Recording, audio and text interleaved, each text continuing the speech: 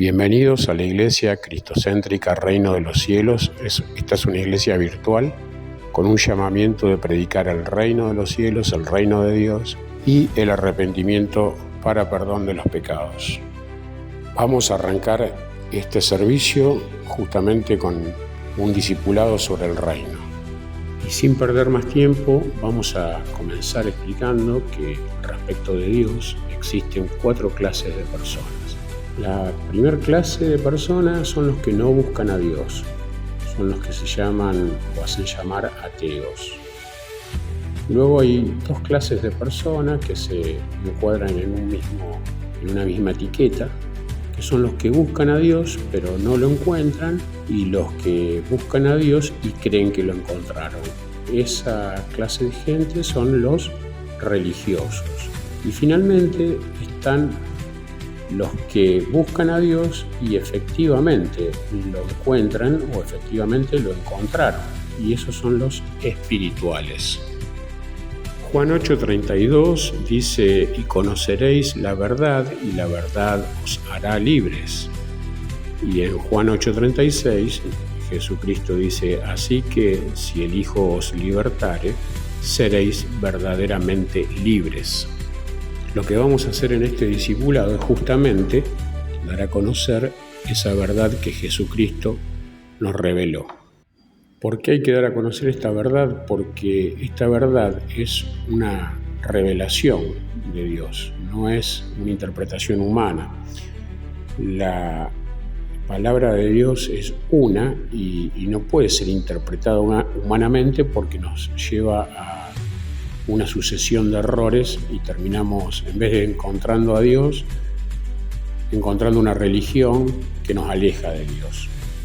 En 2 Corintios 4, versículo 3 y 4, dice: pero si nuestro evangelio aún está encubierto, entre los que se pierden está encubierto, en los cuales el Dios de este siglo cegó el entendimiento de los incrédulos, para que no les resplandezca la luz del Evangelio de la gloria de Cristo, el cual es la imagen de Dios. Amén.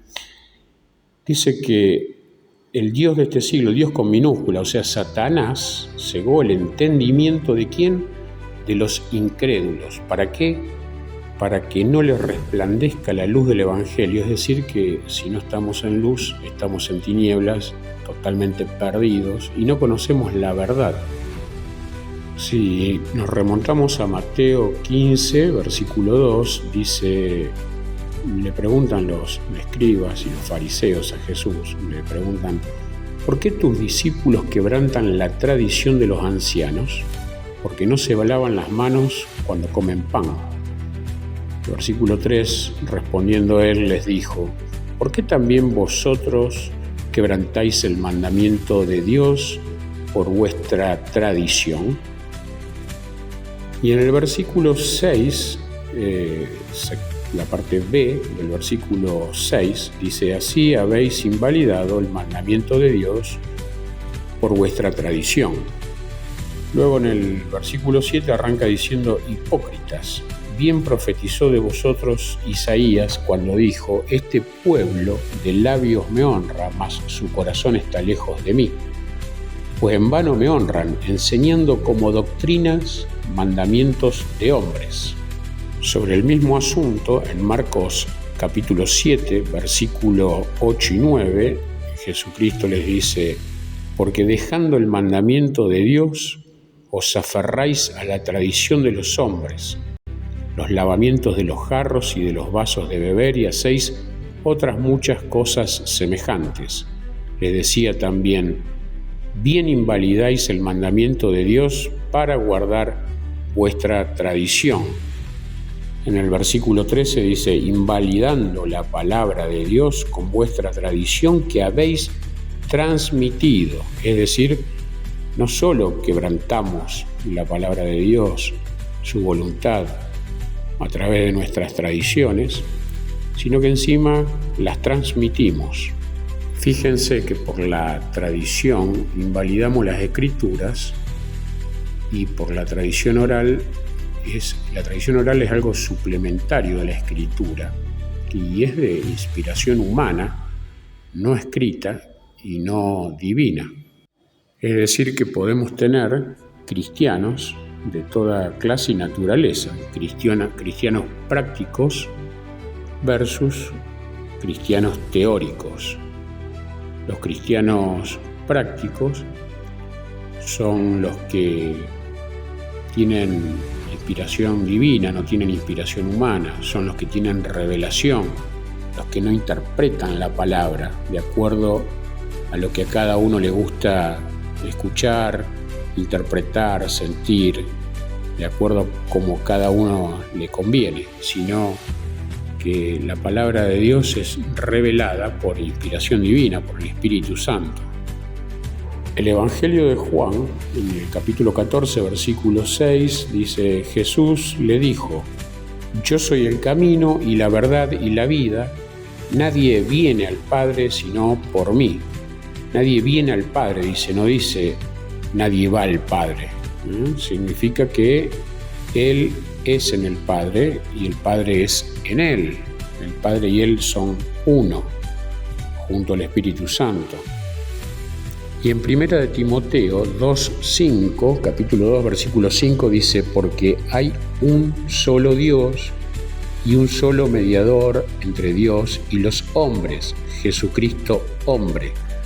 Estos dos versículos, tanto el de 1 de Timoteo 2:5 y Juan 14:6, está mostrando claramente que hay un solo mediador entre Dios y los hombres. Uno solo, no hay un montón de mediadores, hay uno, Jesucristo. No hay dos, solo hay uno, y es Jesucristo. Amén. Es importante que recibamos la palabra con mansedumbre, con humildad, como dice en Mateo 23, versículo 12, dice: Porque el que se enaltece será humillado y el que se humilla será enaltecido. Es importante esto, ¿por qué? Porque si nosotros creemos que sabemos la palabra de Dios, que la interpretamos a nuestra manera, como las enseñaron nuestros antepasados, nuestros parientes, familiares, padres, madres, abuelos, como nos enseñaron en las religiones, terminamos, como dice en Mateo 23, versículo 24, dice, acá Jesús le habla a los religiosos, ¿no? Los fariseos, le dice: guías ciegos que coláis el mosquito y tragáis el camello. En el versículo anterior, en el 23, le dice: ay de vosotros, escribas y fariseos, hipócritas, porque diezmáis la menta y el eneldo y el comino, y dejáis lo más importante de la ley, la justicia, la misericordia y la fe.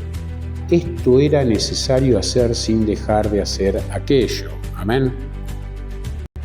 Y para adentrarnos ya en el reino, en 1 Corintios 4, versículo 20, dice: porque el reino de Dios no consiste en palabras, sino en poder. Y aquí hay algo sumamente interesante. Dice que el reino de Dios no consiste en palabras, sino en poder. Entonces se me viene que si no estamos experimentando el poder de Dios, estamos experimentando en mayor o menor medida el poder de Satanás. Hay dos reinos: un reino de luz, el reino de Dios, el reino de los cielos, y después está el reino de las tinieblas, que tiene que ver con el reino del adversario, de Satanás y sus huestes celestiales de maldad.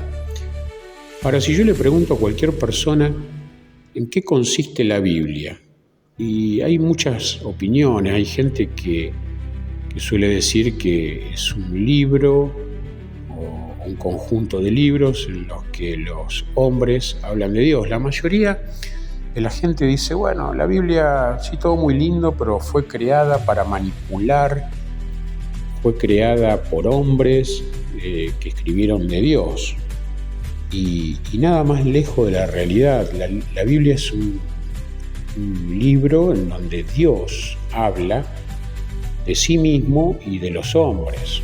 En 2 de Timoteo, capítulo 3, versículo 16, dice: toda la escritura es inspirada por Dios y útil para enseñar, para redarguir, para corregir, para instruir en justicia, a fin de que el hombre de Dios sea perfecto, enteramente preparado para toda buena obra. Esto significa que es cierto que la escribieron hombres, pero con inspiración de Dios, con inspiración divina, 100% divina. Y aquí entra en juego cuando mucha gente dice, yo creo en Dios. Y yo le pregunto, ¿y le crees a Dios? Y no saben qué decir porque uno para creerle a alguien debe hablar con esa persona, ¿no? Uno debe poder conocer a esa persona para decirle creo o no le creo. Mucha gente cree en Dios sin creerle a Dios, porque no habla con Dios. ¿Y cómo hablamos con Dios? Me van a preguntar. Y de muchas maneras, pero la más simple es orando. Cuando uno ora, le está hablando a Dios. Uno le está agradeciendo, lo está exaltando, le está haciendo un pedido. Y cuando lee las Escrituras, Dios le está hablando al hombre. Entonces hay un conflicto muy grande, porque sí, es verdad, mucha gente, uno sale a la calle y pregunta, ¿crees en Dios? Y la mayoría de la gente dice, yo creo en Dios. Pero le pregunta, ¿le crees a Dios? Y ahí la gente no sabe qué responder. Ni hablemos de la persona que tiene su propia interpretación humana o la interpretación de la tradición, la que le ha transmitido la religión a la cual pertenece desde pequeño, ¿no? Ahí, peor aún, no solo que no le creen a Dios, sino que creen interpretación humana, no creen revelación divina, no creen la inspiración de Dios. Entonces, la Biblia es Dios hablándonos de Él mismo y del ser humano. Por otro lado, también la Biblia es un manual del fabricante, digo yo, un manual de instrucciones.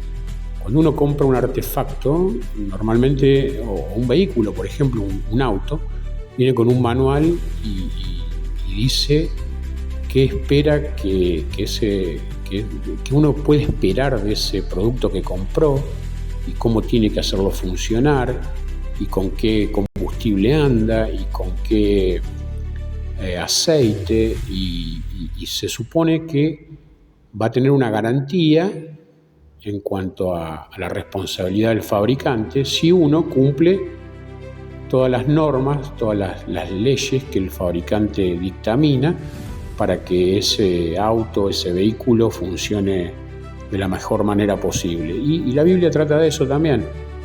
Es un manual del fabricante. Dios nos creó y Él nos dice ahí cómo debemos vivir para tener nuestro máximo potencial disponible y poder utilizarlo, ¿no?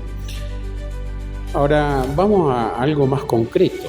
¿En qué consiste la Biblia? Bueno, ahí ya di dos cositas en las cuales les estoy explicando en qué consiste la Biblia, pero a mí la definición que más me gusta es la de un rey, un reino y una familia real. Bueno, si les gustó este primer video, no se olviden de seguirnos, de darle like y compartirlo. Y en el próximo video vamos a comenzar a deshojar un poquito todo el tema del reino, que es verdaderamente apasionante. Les dejo un gran saludo, muchas bendiciones y hasta el próximo video.